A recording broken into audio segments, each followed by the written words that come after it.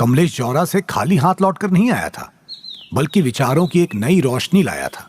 वो परिवार को पटरी पर लाने के लिए एक अभूतपूर्व योजना पिता को बता रहा था। अरे बल्ले न्यू ब्रांड टेम्पो खरीद रहो है, इसलिए अपनो पुरानो टेम्पो बेच रहो है 40,000 में। महीने के 8-10 हजार कहूँ न गए और मैं चला लेंगो। मनोज जानता था कि 12th फेल हो जाने के बाद उसे अब कोई भी नौकरी नहीं मिल सकती। उसे अब किसी काम धंधे के बारे में ही सोचना चाहिए।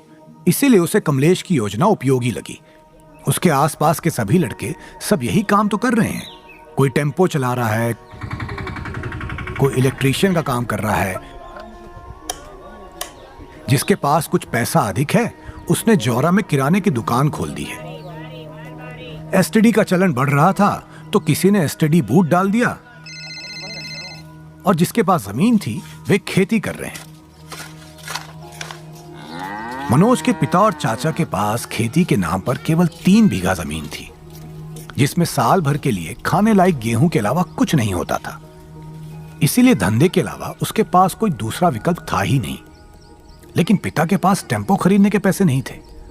उन्होंने बहाना बनाया, अरे टेम्पो चला के घर की इज्जत बिगाड़ोगे, पढ़ो लिखो परिवार है हमारो। पिता का इनकार सुनकर दोनों बेटे चुप हो गए, पर मां ने पिता से लोहा लेने का मन बना लिया। वाह, बहुत ही इज्जत है तुम्हारी। घर घर जाके उधार मांगते हो तब न जाती इज्जत तुम्हारी। मोड़ा मेहनत करके कुछ करबो चाह रहे हैं तो जे मदद करबे की जगह टांग अड़ा रहे हैं। मां का उल्हाना सुनकर पिता ने मौन साध लिया।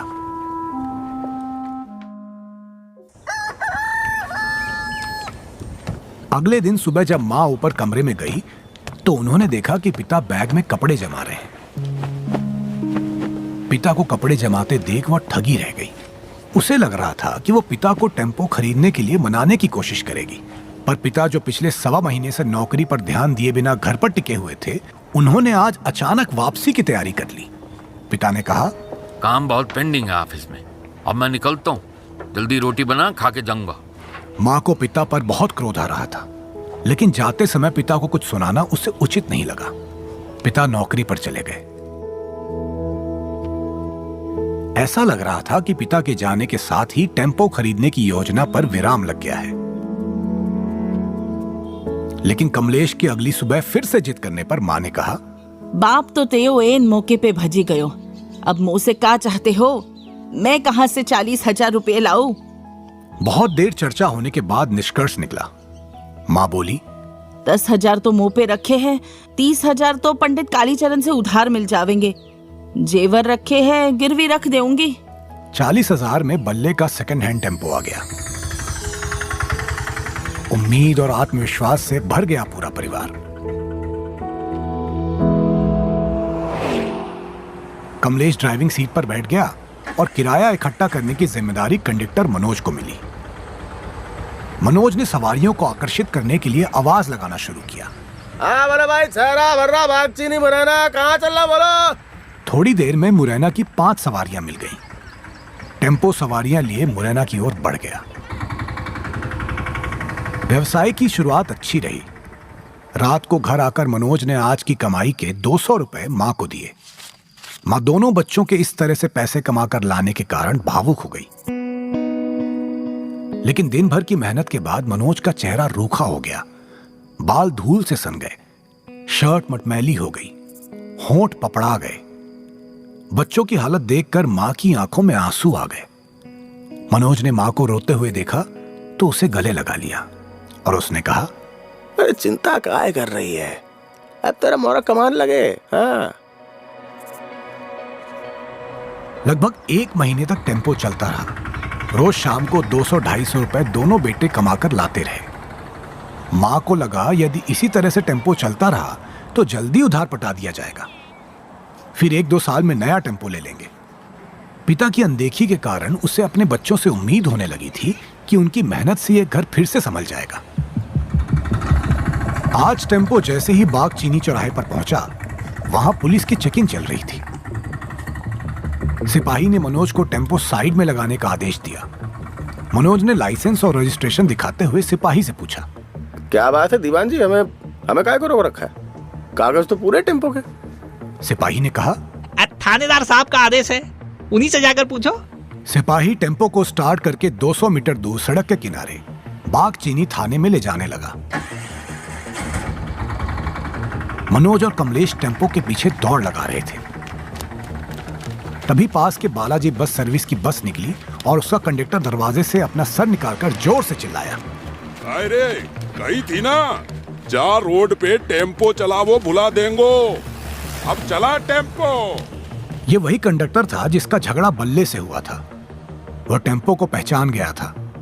मनोज ने जब उस कंडक्टर की बात सुनी तो वो समझ गया कि वे लोग बस ऑपरेटरों के षड्यंत्र के शिकार हो गए हैं। थानेदार 55 साल का पका हुआ थानेदार था। मनोज ने डरते हुए थानेदार से कहा, सब मेरे टेम्पो के सारे कागज सही हैं, फिर भी टेम्पो को थाने में बंद कर दिया, मतलब। थानेदार ने दीवान को आदेश दिए। दीवान जी, बाहर फरियादी बैठा है, उसे ले आओ। दीवान एक 20 साल के युवक के साथ वापस आ गया। रात के अंधेरे में सेंधमारी करने वाले इस युवक का नाम दिनेश था, जो पुलिस का मुखबिर भी था। थानेदार ने दिनेश से पूछा, बता दिनेश, क्या फरियाद लेकर आया है? दिनेश ने जैसे रटा हुआ वाक्य बोलना शुरू किया। मैं और मेरा दोस्त मोटरसाइकिल से जा रहे थे, पीछे से इसके टेम्पो ने टक्कर मार दी। मेरा दोस्त जमीन पर गिर के बेहोश हो गया। उसको बागचीनी के प्राथमिक स्वास्थ्य केंद्र में भर्ती कराकर आपके पास आया हूँ। थानेदार ने मनोज को देखकर कहना शुरू किया, सुन लिया तूने? एक तो सड़क पर एक्सीडेंट करता है, ऊपर से जबान चलाता है। मनोज रुआसा होते हुए बोला, यार झूठ बोल रहा है, हमसे कोई एक्सीडेंट नहीं हुआ। अब थानेदार अपने असली रूप में आ चुका था।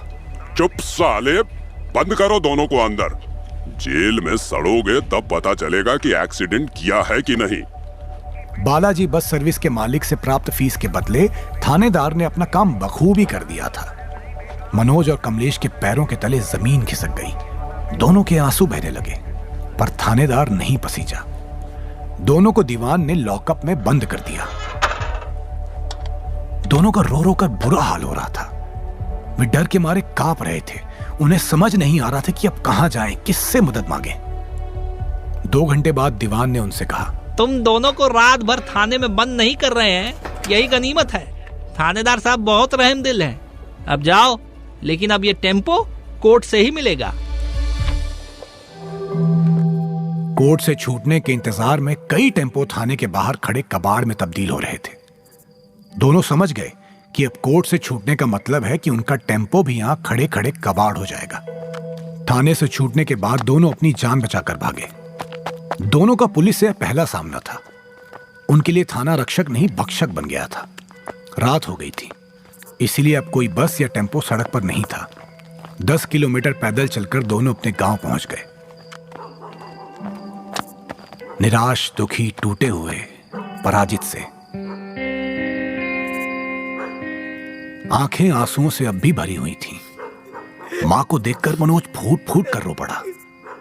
घटना सुनकर मां की आंखों में भी आंसू आ गए। घर को पटरी पर लाने की उम्मीद जो कुछ दिनों से बन रही थी, अचानक चकनाचूर हो गई।